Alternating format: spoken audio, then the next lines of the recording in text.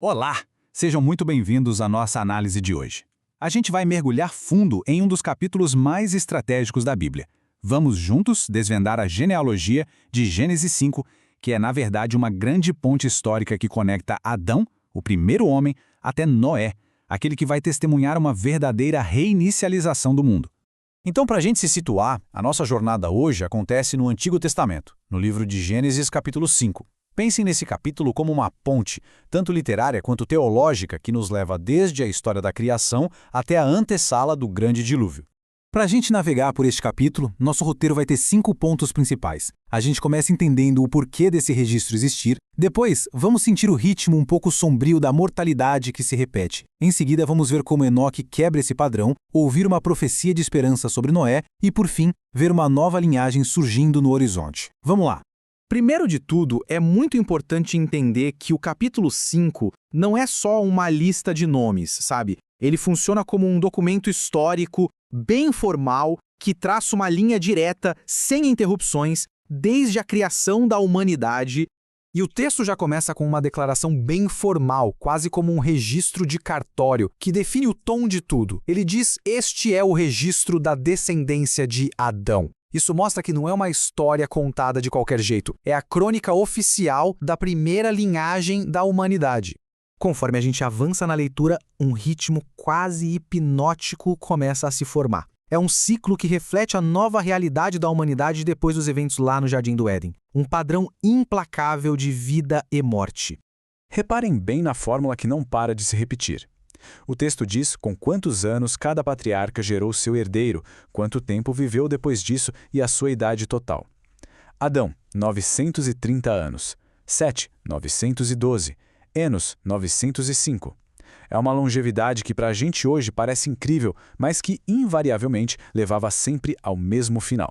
E então, como um refrão sombrio, vem a frase que encerra quase todas as biografias deste capítulo: e morreu. É o eco constante da mortalidade, a consequência direta da queda, selando o destino de cada um deles. Mas, bem quando esse padrão parece totalmente inquebrável, surge uma figura que desafia completamente essa lógica: Enoque. Ele é a exceção que nos força a parar e prestar muita atenção. O próprio texto nos leva a perguntar e se esse ciclo inevitável de "e morreu" pudesse de alguma forma ser interrompido. Pois bem, Enoque é a resposta a essa pergunta. A biografia de Enoque até começa seguindo a fórmula, mas tem um detalhe crucial que muda tudo. Aos 65 anos, ele gera Matusalém. Depois, vive mais 300 anos. Mas o texto faz questão de destacar que durante esse tempo ele andou fielmente com Deus. E aí, quando a gente chega no final da história dele, aquela frase que já esperávamos, ela simplesmente não aparece. Não há menção de morte.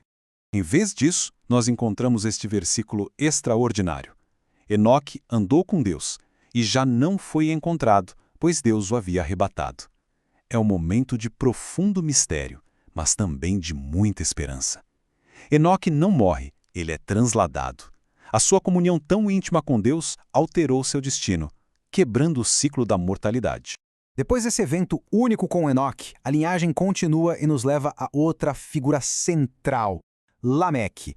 E é através dele que um novo tema entra no capítulo: a esperança de um alívio em meio a um mundo amaldiçoado. E claro, não podemos deixar de falar de Matusalém, o filho de Enoque. Ele viveu 969 anos, o recorde absoluto de longevidade em toda a Bíblia.